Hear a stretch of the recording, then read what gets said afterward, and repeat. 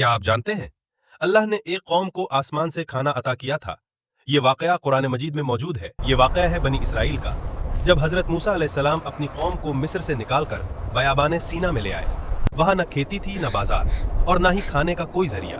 कौम ने भूख की शिकायत की तो अल्लाह ताला ने अपनी बेपनाह रहमत से उन पर मन्ना और सलवा नाजिल फरमाया। मन्ना एक मीठी आसमानी ग़िज़ा थी जो सुबह जमीन पर मौजूद होती, और सलवा एक परिंदा था जो आसानी से शिकार हो जाता। अल्लाह ताला ने फरमाया, हमारी दी हुई पाकीज़ा चीजें खाओ और नाशुक्री न करो। ये रिस्क बगैर मेहनत के था।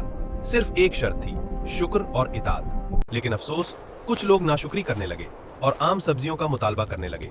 ये वाकया हमें सिखाता है कि अल्लाह की नेमत को हकीर न समझो और जो मिले उस पर शुक्र अदा करो, क्योंकि अल्लाह पर भरोसा हो तो रिस्क वहां से आता है जहां अकल भी जवाब दे जाए। ये कुरान का सबक है हमारे लिए। अगर आप मजीद ईमान अफरोज वाकयात सुनना चाहते हैं तो वीडियो को लाइक करें और दूसरों तक जरूर पहुंचाएं।